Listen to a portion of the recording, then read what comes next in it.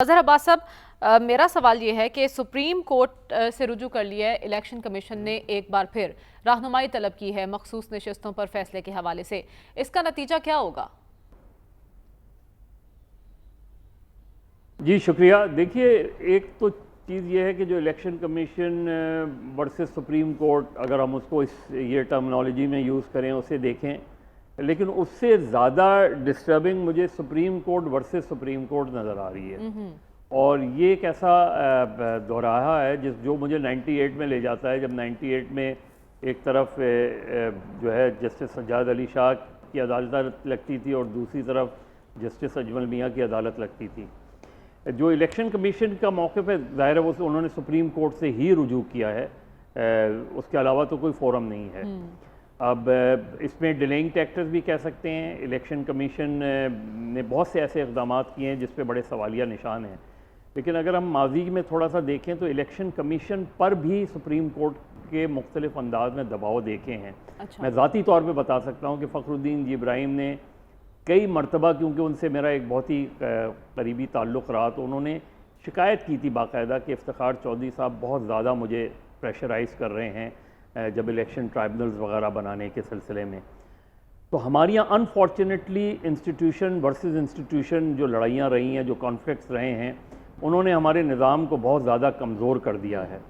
लेकिन ये जो अभी हाल ही में पहले जस्टिस मंसूर अली शाह का ख़त सामने आया जी, फिर कादी फ़ायद ईसा साहब का ख़त सामने आ गया, ये चीज़ें अब हम तो उस क्लासिकल जुडिशरी को समझते हैं। जो क्लासिकल जुडिशरी की डिफ़ाइन लाइंस हैं वो तो ये है कि जजेस अपने फ़ैसलों से बोलते हैं।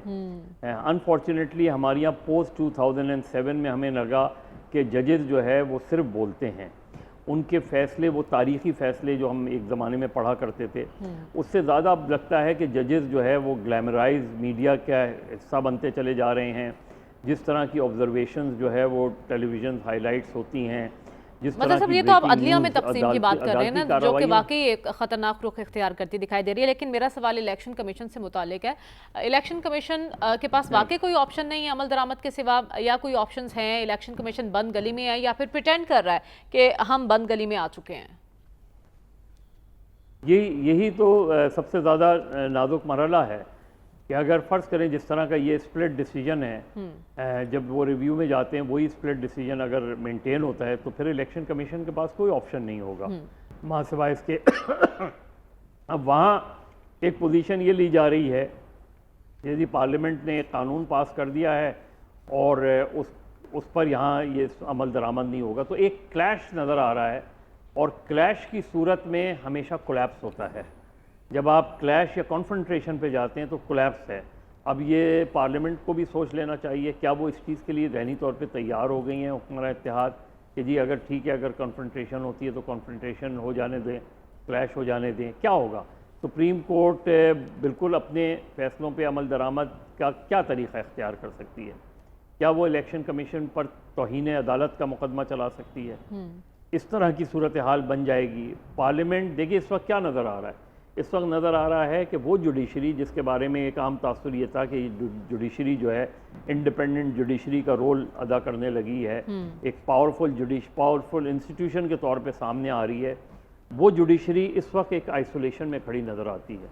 पार्लियामेंट, इलेक्शन कमीशन और मुबैयन तौर पर उनके पीछे एस्टैब्लिशमेंट। अब ये अगर ट्रॉयका एक तरफ खड़ी है और जुडिशरी दूसरी तरफ खड़ी है तो इसका क्या नतीजा निकलेगा? Judiciary is all powerful in its own right, लेकिन वहाँ एक डिवीज़न बढ़ता जा रहा है। अगर डिवीज़न बढ़ता है तो बहुत ही ख़तरनाक है।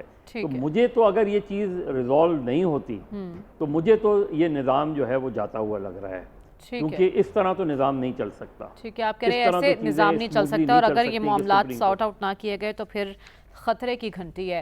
अज़हर अब्बास साहब, बिलावल भी आइनी अदालतों के हक़ में है और बड़े ज़ोरों शोर से कहते हैं कि आइनी अदालत कायम करना हमारी मजबूरी है।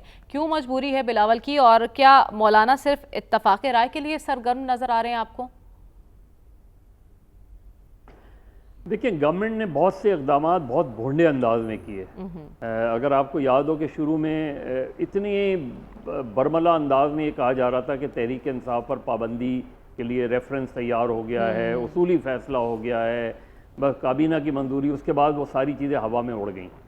बिल्कुल इसी तरह आइनी तरमीम जिस अंदाज में लाई गई, जिस तरह अभी सलमान गनी साहब भी जिक्र कर रहे थे, एक भोंडा अंदाज अपनाया गया। आपको अगर कोई कॉन्स्टिट्यूशनल अमेंडमेंट करनी होती है, जिस तरह 18वीं तरमीम में ऑलमोस्ट ऑल पार्टीज़ कमेटी बना दी गई थी, वो कमेटी में आप बहुत सी चीज़ें डालते हैं, बहुत सी चीज़ों के बहुत से इनपुट लेते हैं, एक कंप्लीट डिस्कशन होता है, उसके बाद आप कोई तरमीम लाते हैं। लेकिन ये तरमीम ऐसे लाई जा रही थी जैसे ऑर्डिनेंस लाए जाते हैं। ये जो अंदाज़ था, इसने पोलराइजेशन बढ़ा दी, इसने और ज़्यादा चीज़ों को गुडमेंट कर दिया। जिस तरह 9 मई को जिस तरीके से पोलिटिसाइज़ किया गया, उससे 9 मई का जो संगीनी थी वो ख़त्म हो गई, वो पॉलिटिकल हिस्सा बन गया इसमें। तो गवर्नमेंट ने जिस अंदाज में चीज़ों को किया, उसने अपनी ही जो चीज़ें, जो भी उनके जहन में था, जो भी वो चाहते थे, उसमें वो नाकाम नज़र आए। जिस तरह प्रैक्टिकली अब गवर्नमेंट की कामयाबी के कितने इम्कानात हैं मज़र अब्बास साहब? अब तो खबरें ये गर्दिश कर रही हैं कि अक्टूबर के पहले हफ्ते तक की बात है और आईनी तरमीम पर पेशरफ्त हो जाएगी, ऐसा ही लग रहा है आपको? देखें, जहाँ एक क्लैश नज़र आ रहा है ना बिटवीन जुडिशरी एंड पार्लियामेंट, वहाँ सूरत हाल इतनी आसान नहीं होती जितनी आसानी से 18वीं तरमीम हुई, सबके कंसेंसस से हुआ। तो वो मुझे थोड़ा सा मुश्किल लग रहा है, इवन अगर पार्लियामेंट से पास हो भी गई। लेकिन तहरीक इंसाफ का जो डायलेमा नज़र आया हमें इस पूरे 2-2.5 साल में, मैं ज़ाती तौर पे कह सकता हूँ, तहरीक इंसाफ में वो एजिटेशनल जो एक तरीके से ऑर्गेनाइजेशनल कैपेसिटी थी, वो नहीं नज़र आई। वो बहुत ज़्यादा उसमें कमज़ोरियाँ नज़र आईं, जिसकी रिफ्लेक्शन हमें नज़र आती है कि वो जलसा करना है, फिर मुजाहरा करना है, लॉन्ग मार्च की कॉल दे दी, फिर उसे विड्रॉ कर लिया, फिर उसको धरने की कॉल दे दी। तो वो सारी चीज़ें, और इसके साथ ही गवर्नमेंट का सप्रेशन उठा के जिसको 15-20 मुकदमात में आपने धर दिया। तो ये इस तरीके से चीज़ें नहीं चला करती, इस पायदार नहीं होती। गवर्नमेंट अनसर्टेनिटी जितनी बढ़ेगी, उसका सबसे ज़्यादा नुकसान हुकूमत वक्त को होता है। जितनी गैर यकीनी सूरत हाल होगी, उसका नुकसान हुकूमत को होगा। तो मेरा ख्याल है अगर आईनी तरमीम कोई लानी भी है, अब तो ज़ाहिर है, जहाँ तक मौलाना फजल रहमान की बात की, मौलाना फजल रहमान जो है वो डबल विकेट खेल रहे हैं। अच्छा। और वो डबल विकेट खेलते रहे हैं पॉलिटिक्स में। अब जहाँ उनको बेहतर जो नज़र आया, जहाँ उन्हें बेहतर ऑप्शन नज़र आया, वो चले जाएंगे। लेकिन ये याद रखें कि सियासी तौर पे मौलाना फजल रहमान का जो पॉलिटिकल कॉन्फ्लिक्ट बनता है, वो तहरीक इंसाफ से ही बनता है, क्योंकि उनकी सारी स्ट्रेंथ तो खैबर पख्तूनख्वा और बलूचिस्तान है। तो खैबर पख्तूनख्वा में अगर उनका सीट एडजस्टमेंट हो जाता है, अगर उनका आइंदा इलेक्शन के हवाले से कोई अंडरस्टैंडिंग हो जाती है, तो मौलाना बिल्कुल तहरीक इंसाफ के साथ जाएंगे। और अगर ऐसा नहीं होता, तो वो गवर्नमेंट उनको क्या अपॉर्चुनिटी, क्या चीज़ें ऑफर करती है, क्या वो दिए। तो मौलाना इस वक्त बिल्कुल ओपन है और वो विकेट के दोनों तरफ खेल रहे हैं। ठीक है, बड़ा खूबसूरत जुमला आपने बोला कि मौलाना विकेट के दोनों तरफ खेल रहे हैं। मज़र अब्बास साहब, हम जनरल असम्बली में वज़ीर आज़म के खिताब की बात कर रहे हैं, कितना इम्प्रेसिव था, सही अंदाज में मुकदमा पेश कर सके वहाँ या नहीं? देखिए, हम तो कश्मीर का मुकदमा नहीं पेश कर सके, हम फ़लस्तीन का मुकदमा क्या पेश करेंगे। मैं ओवरऑल बात कर रहा हूँ, लेकिन तकरीर के हवाले से कंटेंट वाइज तकरीर बहुत अच्छी थी। लेकिन कितनी इफ़ेक्टिव हो सकती है कोई स्पीच जिस मसले पर दुनिया का इतना मुनाफाना जो है मौक़िफ़ रहा हो कि एक तरफ आप मज़म्मत कर रहे हैं, एक तरफ सीज़ फायर की बात कर रहे हैं, और दूसरी तरफ हमलों की जो है वो अमेरिका और उसके जो इत्तेहादी हैं वो इज़राइल के साथ खड़े नज़र आते हैं हमें। तो ऐसे में आप क्या लाएअमल दे सकते हैं? ऐसे में हमारी हैसियत और अहमियत ही क्या है? मैं बहुत अच्छी इमोशनल स्पीच कर लूँ, इमरान खान भी जब वज़ीर आज़म थे तो बड़ी इम्प्रेसिव स्पीच थी, शहबाज शरीफ की आज की तकरीर भी बड़ी इम्प्रेसिव थी। लेकिन इससे आगे क्या है? इससे आगे कोई है हमारे पास? कोई ऐसा लाएअमल है जिसकी बुनियाद पर पाकिस्तान अपना रोल प्ले कर सकता है? नहीं है। मैंने कहा ना कि हम फ़लस्तीन की बात करें, कश्मीर का इशू देख लें ना आप। कश्मीर के हम एक बहुत ही अच्छे मुकदमे के इंतहाई ख़राब वकील साबित हुए हैं।